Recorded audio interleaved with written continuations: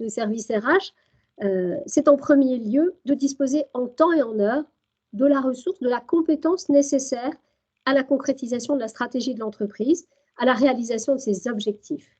Or, les compétences requises évoluent au gré notamment des mutations technologiques. Selon certains observatoires de l'emploi du travail, nous avons fait en 5 mois de confinement un bond de 5 ans. Appropriation professionnelle des nouvelles technologies. Vous et moi sommes devenus des experts, ou presque, de Teams, de Zoom et autres applications de partage. L'essor du e-commerce, plus 24% de croissance en un an, en sont des indicateurs. Pour autant, d'autres mutations dont nous n'avons pas toujours pleinement conscience sont à venir. Elles sont portées notamment par tout ce qui est intelligence artificielle et big data. Dans les années à venir, 6 millions, donc d'ici 2025 même, 6 millions d'emplois devraient ainsi disparaître, alors que 15 millions de nouveaux emplois devraient être créés. L'ampleur des évolutions à venir est par certains comparée à la première révolution industrielle, à ceci près que tous les emplois et toutes les activités sont concernés. Et en plus de cela, ce ne sont pas simplement les emplois de premier niveau de qualification qui seront touchés, mais bien tous les emplois. Les échanges que j'ai pu avoir avec certains experts autour de l'intelligence artificielle disent aujourd'hui que certaines professions de santé pourraient être intelligemment remplacées, entre guillemets, par une intelligence artificielle. Donc on va assez loin.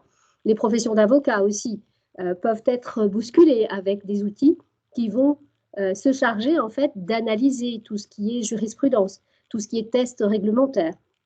Et donc, dans ce contexte-là, chacune de ces professions va devoir s'approprier de nouveaux outils, mais aussi faire évoluer sa propre pratique. À noter cependant, je tiens à le souligner, un paradoxe de l'intelligence artificielle, c'est que le développement de l'automatisation, l'essor de la machine, redonne encore plus d'importance à l'humain, le sens critique, la créativité, l'éthique, les capacités de collaboration. Ce sont là des soft skills qui sont de plus en plus précieux au sein de l'entreprise et qui, demain, peuvent être de véritables leviers de différenciation dans la pratique professionnelle, de construire un véritable avantage concurrentiel pour l'entreprise.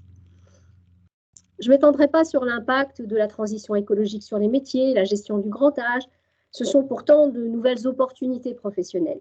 Je crois que nous avons tous conscience aujourd'hui que les métiers évoluent profondément. Encore faut-il s'approprier les mutations en cours, les analyser leur impact possible sur l'entreprise pour pouvoir anticiper et adapter. Au-delà des métiers en eux-mêmes, l'organisation du travail se transforme également. Le confinement a généré un boom du télétravail contraint. Ce télétravail a conduit les salariés à plus d'autonomie, de responsabilisation. Il a aussi interpellé les managers dans leur façon de piloter leurs collaborateurs. Manager à distance implique un repositionnement de son fonctionnement, de ses méthodes. Les fondamentaux restent les mêmes, pour autant, l'exercice, parfois plus formel en tout cas, perd parfois en authenticité, en qualité relationnelle. En parallèle, les salariés, eux, peuvent se trouver dépassés par une charge d'activité pas toujours régulée ou éprouver des difficultés à s'organiser et à prioriser. Évolution des métiers, évolution des organisations, tout cela génère également la nécessité de nouvelles approches managériales pour piloter dans un environnement de plus en plus incertain. Dans ce contexte, développer ses compétences en tant que DRH, en tant que chef d'entreprise, développer celles de ses collaborateurs, ce n'est pas une option, c'est une condition nécessaire à l'avenir de l'entreprise. Ainsi, pour nous, investir dans le développement de ces compétences, et j'espère que nous saurons vous en convaincre, investir dans ces compétences et dans celles de ses collaborateurs, c'est tout d'abord un gage de compétitivité et de performance. Pourquoi de compétitivité et de performance? Parce que c'est disposer de compétences à l'état de l'art pour répondre à une problématique majeure à laquelle nous avons à faire face, c'est la notion d'obsolescence de compétences. Nous sommes passés aujourd'hui sur des compétences techniques à une obsolescence programmée à 2 ans. 2 ans, vous êtes sorti de l'école, vous n'avez pas le temps de vous engager dans la vie active, que déjà certaines compétences techniques nécessitent d'être actualisées. Donc ça, c'est un élément clé. Ensuite, au-delà de ça, c'est aussi appréhender les paradigmes de la nouvelle économie, du fonctionnement digital, c'est investir le e-commerce, c'est investir pour les entreprises industrielles des logiques de maintenance prédictive qui vont vous permettre d'optimiser vos budgets. C'est véritablement disposer des compétences ad hoc pour faire fonctionner votre entreprise telle que celle-ci le doit dans un environnement digitalisé. La formation est ainsi une manière d'optimiser et de faire évoluer son business. Pour certaines professions, la formation continue est partie intégrante de leur activité. C'est une obligation. Professionnels de santé, agents immobiliers, se font l'obligation de revoir chaque année leurs compétences, de les actualiser pour pouvoir continuer à exercer. Cette problématique, l'entreprise doit aujourd'hui se l'approprier, quelle qu'elle soit, et questionner de façon régulière son capital humain, ce qui constitue aujourd'hui sa principale richesse, et aujourd'hui encore plus que demain. La formation et l'investissement dans le développement des compétences, c'est aussi un levier d'innovation. Un levier d'innovation, pourquoi? L'environnement dans lequel nous évoluons est de plus en plus complexe et incertain. Former ses collaborateurs, c'est élargir la vision que l'on peut avoir du monde dans sa complexité, s'ouvrir à de nouvelles technologies, à de nouvelles façons d'appréhender le travail, l'activité, et donc se donner, sous réserve bien sûr d'un management adapté, la capacité à trouver des solutions ou à innover véritablement dans son business. France Stratégie, qui est une institution placée auprès du Premier ministre et qui a pour objectif d'anticiper les mutations économiques et de proposer des solutions ou des options, tout au moins, en termes de politique, a fait du développement de ce qu'on appelle les organisations apprenantes un enjeu stratégique pour la France.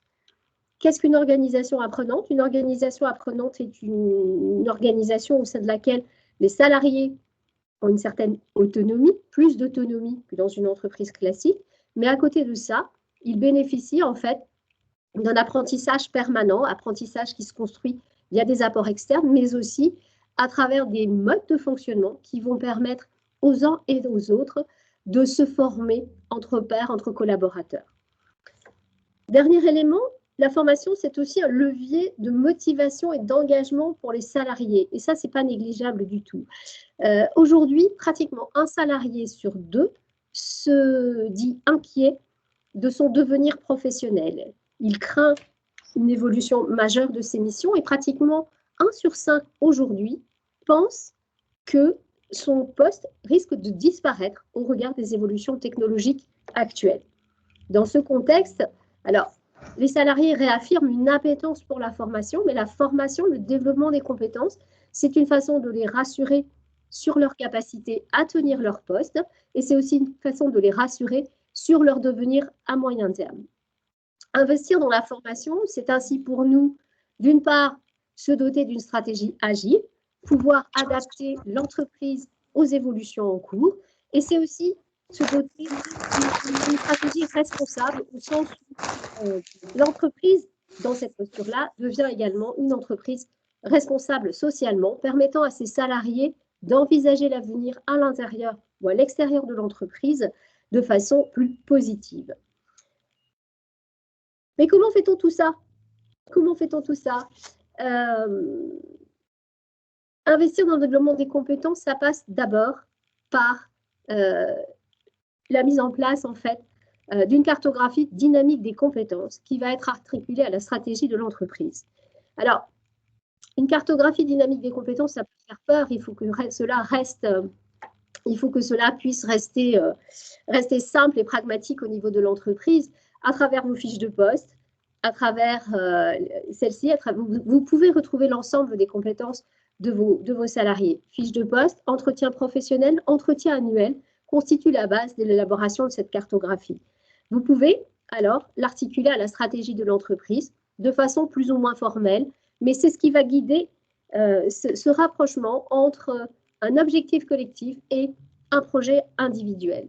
Sa mise en œuvre passe ensuite par la mobilisation de différents dispositifs et différents outils le compte personnel de formation, les dispositions aussi qui sont liées à la crise, hein, le FNE formation, les transitions collectives, des dispositifs ou des modalités de formation qui sont différentes et qui ont été enrichies par la loi sur la liberté de choisir son avenir professionnel. Je parle notamment de la FEST, mais aussi de la place croissante du digital au sein de la formation. Voilà, donc ce sont tout un tas d'outils et de dispositifs que je vous invite aujourd'hui à balayer avec nous, avec mes collaborateurs, avec Madame Villain et Madame Granier, pour un premier échange, étant entendu que bien sûr nous restons à votre écoute pour aller plus loin demain. Merci Fabienne. Alors n'hésitez pas à réagir, à poser vos questions à Fabienne à l'issue de son intervention, avant que l'on poursuive. Vous pouvez réactiver vos micros si vous le souhaitez ou poser vos questions sur le chat.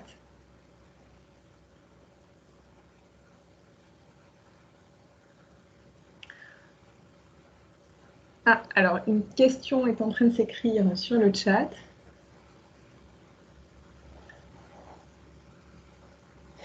Non, tout est très clair, Fabienne. On vous remercie. Tant mieux, on va passer à la pratique maintenant. C'est ça, donc je laisse la Si les parole. questions viennent au fur et à mesure, n'hésitez pas. On laisse la parole à Marilyn? Oui, Marilyn, c'est à vous. Oui, merci. Merci Chloé, merci Fabienne. Bonjour à vous toutes et tous. Donc, je vous propose de poursuivre autour des modalités de mise en œuvre de la formation continue, donc en entreprise, en vous présentant dans un premier temps les principales caractéristiques du plan de développement des compétences, en quoi il est un outil central au service des entreprises et des salariés. Nous verrons donc que cet outil reste associé à l'entretien professionnel.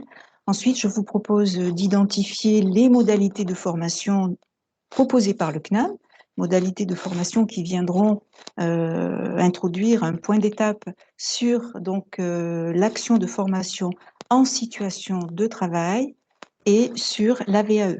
Je terminerai cette petite présentation donc, exposant les leviers financiers que vous pouvez mobiliser, leviers adaptés au contexte actuel, donc comme le FN formation, la transition collective ou donc des outils d'aide, des aides pardon à l'embauche pour l'alternance. Donc, pour ce qui est du plan de développement des compétences, si l'on s'arrête donc aux dispositions légales selon la loi de 2018, l'employeur doit assurer, a l'obligation donc d'assurer l'adaptation des salariés à leur poste de travail.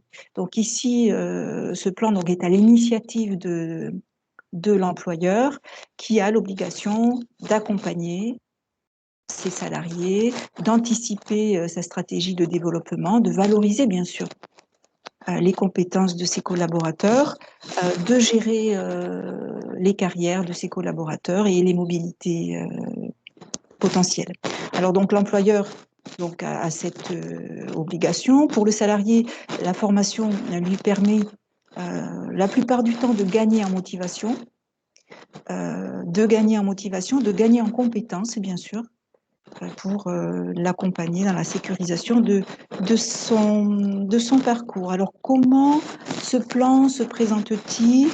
De façon très, très synthétique, dans un premier temps, les choix stratégiques des employeurs vont croiser les besoins et les souhaits des individus. Donc, notamment lors de l'entretien professionnel, nous assistons là ici à un principe descendant imposé par l'entreprise et donc à un recueil de besoins ascendant qui va donc être négocié avec le salarié. Donc, quelles sont les priorités et le budget de l'entreprise? Quel est le budget que l'entreprise est prête à consacrer à la formation? avec quel retour sur investissement? Ici, une consultation du comité social et économique donc s'impose, ou bien une consultation avec les représentants du personnel selon la taille de l'entreprise. Alors, avant la mise en œuvre donc de ce plan de formation, de développement des compétences, pardon, l'employeur doit en informer ses salariés. Et enfin, donc, une évaluation est nécessaire. Hein, c'est-à-dire, est-ce que les salariés ont gagné en performance? Est-ce que les employeurs ont gagné en qualité de service, qualité de... Voilà, donc je vous propose de nous arrêter un instant sur l'entretien professionnel qui vise donc à accompagner les salariés dans ces perspectives d'évolution professionnelle et donc une obligation tous les 2 ans de l'entreprise d'informer donc ces salariés sur certains dispositifs, notamment la VAE, le CPF, les possibilités de financement et d'abondement de ce CPF. Donc, Céline Grany y reviendra. Il y a donc, si le salarié n'a pas bénéficié au cours de ces 6 dernières années de cet entretien, il y a donc des sanctions qui peuvent être donc passibles donc pour l'entreprise et notamment un abondement donc du CPF.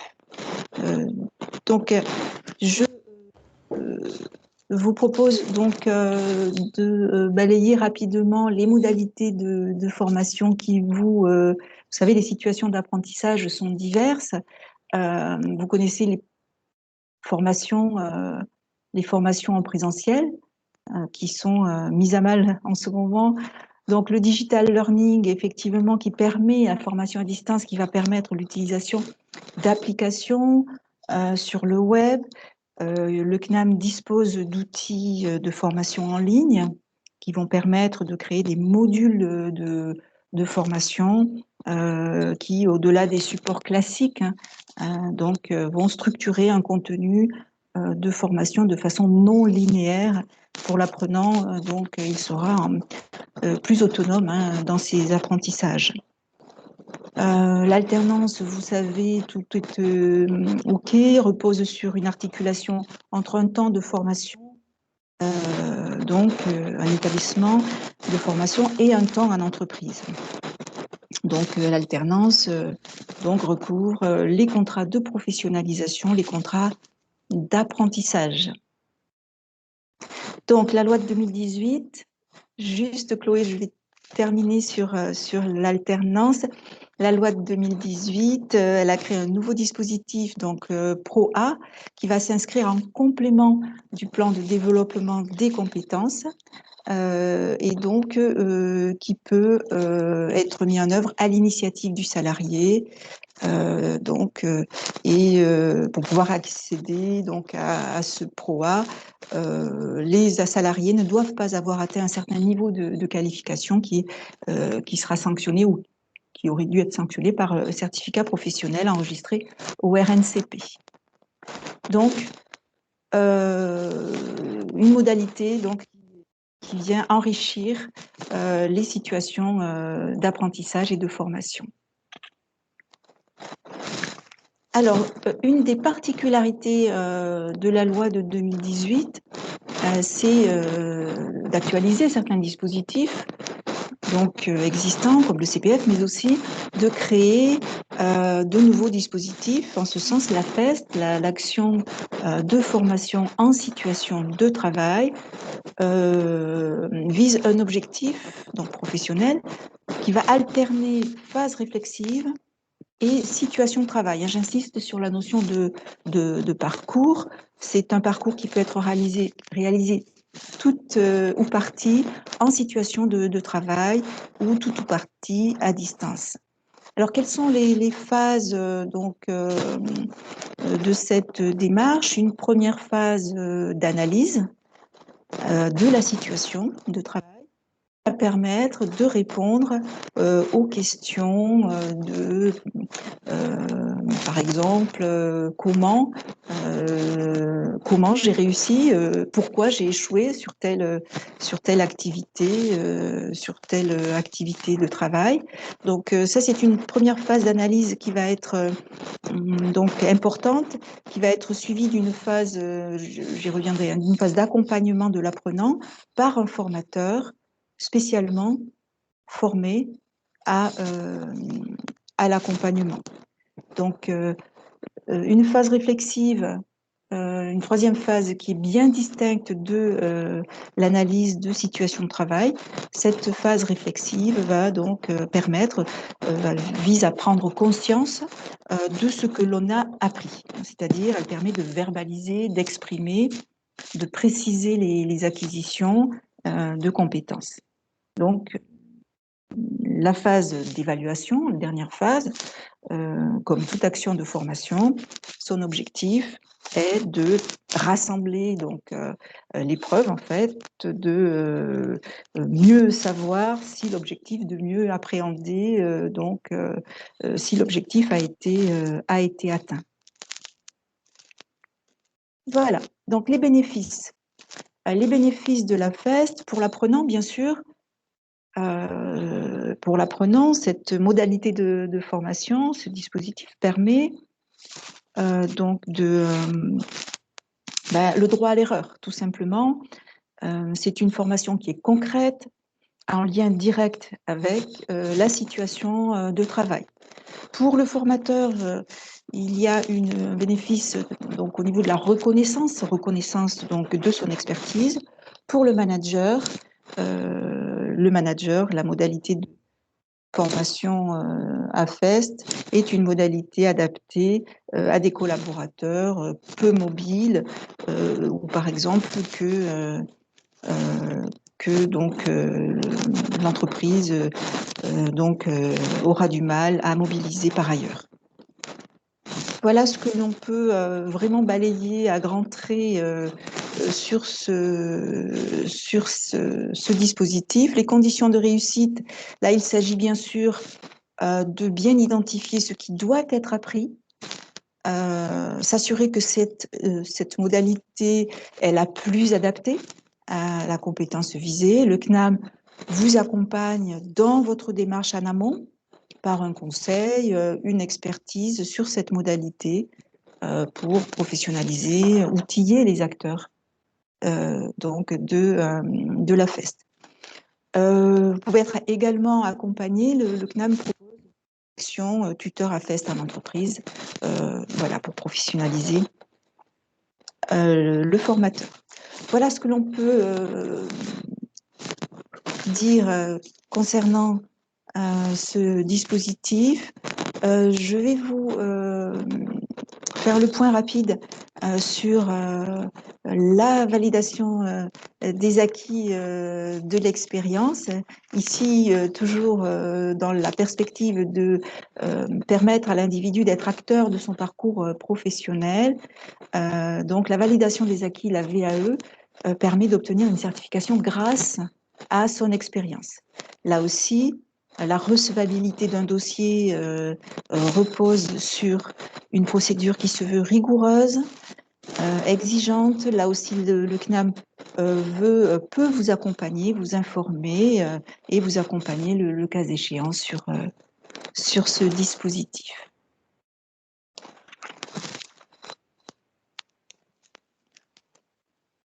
Donc, une transition. Je vous propose une transition brièvement sur les financements qui sont donc spécifiques. Qu'en est-il brièvement de ce FNE formation, de la transition collective? Qu'en est-il des aides à l'embauche aujourd'hui, compte tenu de la situation du contexte actuel? Alors, cette fameuse FNE formation, de quoi s'agit-il? Donc, il s'agit de répondre aux besoins des entreprises,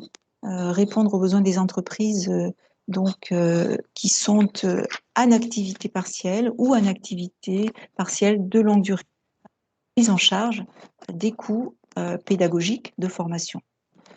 Alors, il s'agit bien sûr d'une prise en charge des coûts de formation, pédagogique de formation, pour la conduite d'actions de formation sous la forme de parcours qui contribuent au développement des compétences des salariés. Alors, en janvier 2021, ce dispositif, il a été repensé, il a été ouvert à l'ensemble des salariés qui bénéficient donc des entreprises salariés des entreprises qui bénéficient d'une décision d'activité partielle et pas seulement pour les salariés en activité partielle. Les actions éligibles sont des actions de formation classiques, telles qu'elles sont définies par l'article du Code du travail, 6313, bon, plus précisément. La formation ne peut pas excéder donc 12 mois et elle peut être donc via le bilan de compétences, également par la VAE. Tous les secteurs donc peuvent bénéficier de ce dispositif dans la mesure où les entreprises ont été placées en activité partielle ou si elles sont en difficulté en vertu de la loi. Et toutes les actions doivent être de formation dispensées par un organisme de formation. Donc, une petite présentation de la transition collective qui vise à protéger les salariés peu qualifiés dont l'emploi est menacé sur les territoires. Depuis le 11 janvier 2021, cette transition collective, elle va accompagner, elle va anticiper, en tout cas, elle va accompagner certains secteurs, elle va accompagner des salariés volontaires sur les bassins d'emploi, volontaires pour engager donc une reconversion envie de changer de métier, sachant que ce sont des salariés peu qualifiés dont l'emploi est menacé. Donc, changer de métier, de profession. On a en Occitanie donc plus de 2000 dossiers qui ont été déposés, qui ont fait une demande de financement. 900 dossiers qui ont été financés. Alors, qu'est-ce que c'est que la transition pro, donc c'est un réseau d'associations paritaires qui s'est substitué au FONGECIF. Et vous avez donc un accueil collectif qui est ouvert sur les sites de Toulouse et de Montpellier. Enfin, je termine avec le prolongement jusqu'à la fin de l'année 2021 ou jusqu'au 31/12 de l'aide exceptionnelle allouée aux employeurs qui recrutent un salarié en contrat d'apprentissage ou en contrat de professionnalisation. Cette aide exceptionnelle va de 5 000 € pour le recrutement de salariés de moins de 18 ans à 8 000 € pour les plus de 18 ans. Et donc jusqu'au niveau master. N'hésitez pas, je suis allée un petit peu vite, n'hésitez pas à poser vos questions d'ores et déjà, et donc nous vous répondrons. Je vais laisser la parole donc à Céline Granier. Je vous remercie. Merci Marilyn. Alors n'hésitez pas toujours à réagir, à réactiver vos micros ou à poser vos questions sur le chat avant de laisser la parole à Céline.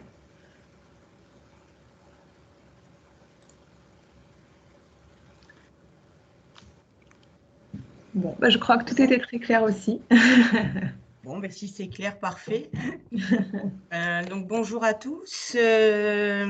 Donc, après une présentation, on va dire large par Fabienne sur les enjeux, sur l'évolution des métiers, sur l'évolution des organisations et de manière beaucoup plus large, la présentation de Marilyn sur les différents dispositifs, sur l'évolution également des actions de formation. Je vais me concentrer, moi, sur aller au plus fin de l'analyse de la formation en parlant donc du CPF. CPF, mon compte formation et mon compte personnel de formation, dans un objectif, plutôt dans une dynamique de co-construction entre le salarié et l'entreprise. Donc, avec une vision aussi bien salariée. Pourquoi? En fait, l'objectif étant de prendre sa carrière en main. On revient sur la loi de 2018 et la création en 2019 du CPF. C'est dans l'objectif que chaque individu, salarié ou pas d'ailleurs, puisse bénéficier la possibilité de changer de métier, de booster sa carrière, de développer ses compétences. C'est également un outil qui est à disposition toute la vie, c'est-à-dire qu'à partir du moment où on démarre dans la vie active jusqu'à la retraite, on peut bénéficier de ce dispositif. Donc, il peut y avoir, voilà, on a, c'est pas un abonnement, mais c'est plutôt une somme de 500 € par an jusqu'à 800 € selon les situations. J'y reviendrai. Le salarié, enfin l'individu en tant qu'individu peut bien sûr choisir sa formation et est libre de se former quand il le souhaite.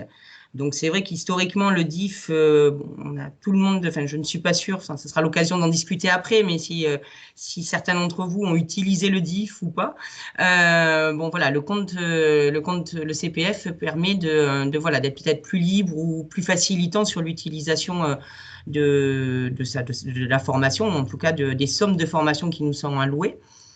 Mais ça, c'est la version, on va dire, salariée, ou en tout cas individu. Mais c'est également important aussi pour l'entreprise, puisque dans notamment le fait d'abonder ces sommes, elle accompagne aussi le projet professionnel de son salarié et l'aider dans la montée en compétences et surtout renforcer alors, les notions de motivation, d'engagement du salarié dans sa montée en compétences. Et comme l'a évoqué Fabienne en démarrage, c'est aussi prendre conscience avec le salarié de l'évolution des métiers dans son entreprise et encore une fois accompagner son salarié vers quelque chose faire une qualification supplémentaire ou en tout cas une qualification qui répond aux attentes et aux nouvelles attentes du marché et lui permettre une meilleure employabilité. Le but étant bien sûr de ne pas passer pas passer à côté de ce dispositif. Là encore, on aura l'occasion d'en discuter, mais pour savoir si on regardera un peu les chiffres pour savoir qui a téléchargé l'application et qui l'a utilisée depuis janvier 2019. Pour rappel, donc 500 € étant la somme classique, j'allais dire, à partir du moment où on travaille même à mi-temps, enfin même à temps partiel, ça peut monter jusqu'à 800 € pour les salariés qui ont un niveau de qualification inférieur au CAP, inférieur au niveau 3, ou les personnes reconnues en situation de handicap.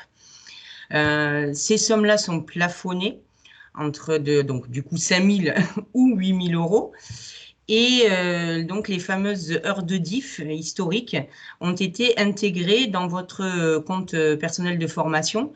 Si ce n'est pas le cas, en tant qu'individu, nous sommes amenés à les ressaisir et à les transformer en argent, puisque le DIF, c'était en heures et on les transforme en argent. Là, l'État, le législateur a permis qu'on puisse utiliser, ça n'arrête pas de repousser le temps où on puisse utiliser notre argent DIF, entre guillemets. Par contre, là, a priori, le dernier délai, c'est le 30 juin 2021. Donc, voilà, en tant qu'individu, on a tout intérêt à utiliser ces heures pour pouvoir mettre en place nos actions de formation souhaitées. Et là encore, l'entreprise a son rôle à jouer aussi sur donner les informations si elles sont manquantes sur les heures de DIF du salarié pour qu'il puisse alimenter son compte de formation. Pour utiliser le CPF, il existe un catalogue de formation très très large, puisque vous avez aussi bien de la VAE, du bilan de compétences, de l'accompagnement à la création d'entreprise. Également, bien sûr, tout ce qui est certification, alors certification PIX ou en tout cas certification informatique en langue ou le Voltaire aussi pour tout ce qui est lié à l'orthographe. Bien entendu, tout ce qui est formation diplômante ou inscrite au RNCP.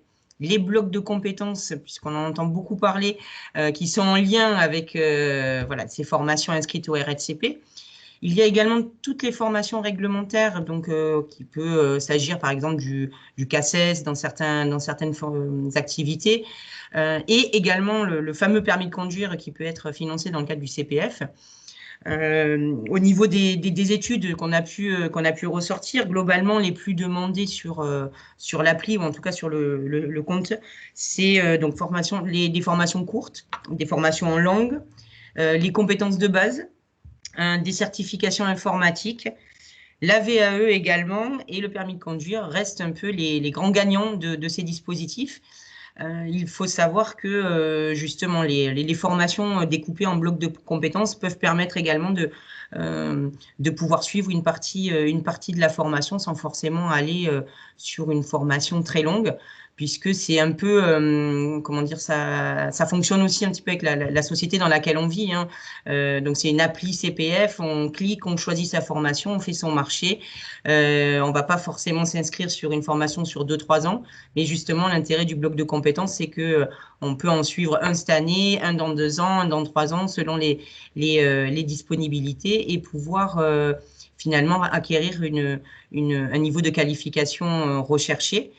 Là encore, hein, l'entreprise, c'est important si vous êtes RH ou si vous accompagnez vos salariés ou managers, si vous accompagnez vos salariés dans leur démarche de formation, c'est que vous soyez vous aussi, que vous connaissiez l'application, que vous puissiez l'aider aussi à aller chercher les informations, sachant que c'est pas toujours des plus simplifiés au niveau de l'utilisation et des recherches, mais voilà, vous, en tant qu'individu ou en tant qu'RH, vous pouvez être amené à accompagner les individus. Donc ça, au niveau du catalogue de la formation, donc je vous disais, c'est très très large. Je peux pas, voilà, je vais pas forcément les lister, mais on regardera après quelques chiffres. Et au niveau des modalités, bien là encore, hein, on est sur des modalités de formation qui peuvent être bien sûr en présentiel, même si on sait très bien qu'aujourd'hui elles se font rares. Ça peut être bien sûr des formations à distance et également pendant ou hors temps de travail. Après, c'est en fonction voilà, de votre projet, en fonction de votre situation en entreprise. Je vous ai remis forcément hein, le site, mon compte formation.gouv.fr. Pour pouvoir créer son compte, en fait, il suffit de son numéro de sécurité sociale et d'un mot de passe, comme sur beaucoup des sites aujourd'hui et des applications que nous pouvons avoir sur nos différents outils numériques. Chloé, je vais te laisser juste avancer puisque je voulais rappeler que non, juste celle d'avant, encore avant, il y a un petit décalage. Merci.